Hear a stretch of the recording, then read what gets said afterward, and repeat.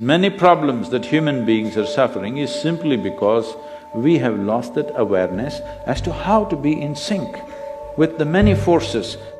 If you become in rhythm with life, you will also wake up somewhere after 3 a.m. At that time, if you sit up and do whatever process you have been initiated for, it will bear maximum fruit.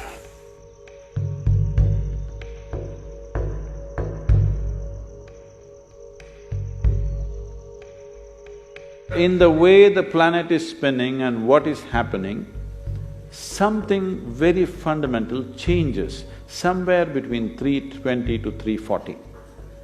This is called Brahma Muhurtam. This is relevant only up to 33 degrees latitude.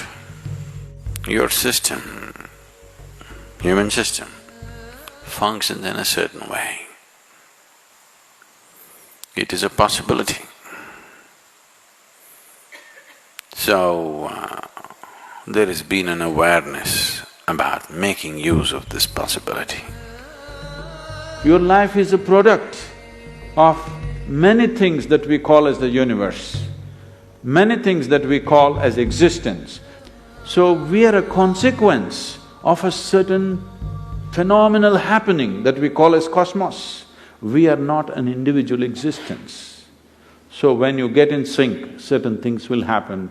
You know, there's a cicadas in where we are in Tennessee, the US ashram, they wake up once in 17 years.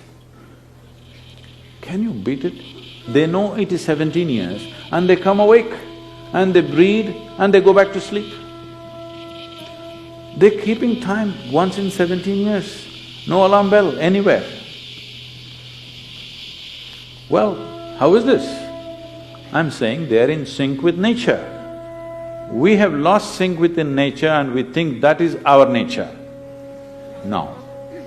All the many ailments, many problems that human beings are suffering is simply because we have lost that awareness as to how to be in sync with the many forces which are making us who we are. So yoga is to bring that sync so that you are in rhythm with life. If you become in rhythm with life, you will also wake up somewhere just after 3 a.m. If you're conscious, suddenly a certain spark of aliveness will happen within you. Even if you're in deep sleep, you will come awake. This must happen to you. This means you're falling in sync with it. You're falling in sync with life. So what should I do? Should I meditate? Should I do a kriya? Doesn't matter what. You must do a process for which you have been initiated for. Because initiation means you were not just taught a practice, it was introduced into your system, it was implanted in your system. So whatever, if there is a life seed within you, if you're awake at Brahma Muhurtam and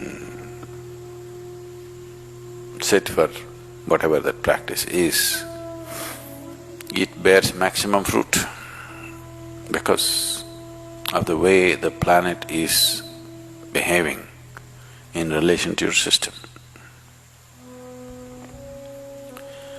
If you become aware in a certain way, a certain level of awareness is achieved within you, you will see, you will simply know when that time is. If you go to bed at the right time, you don't have to look at your watch. You will always know when it is 3:40, because the body will behave in a different way. At that time, if you sit up and do whatever process you have been initiated for, not what you picked up from a book, it will bear maximum fruit. The seed will get the necessary support at that time for it to sprout or spurt up more rapidly than at other times. This is only for the initiated.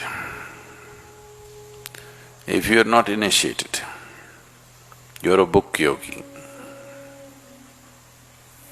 then 340, 640, 740, not so much of a difference. Sandhya kalas are more important for such people.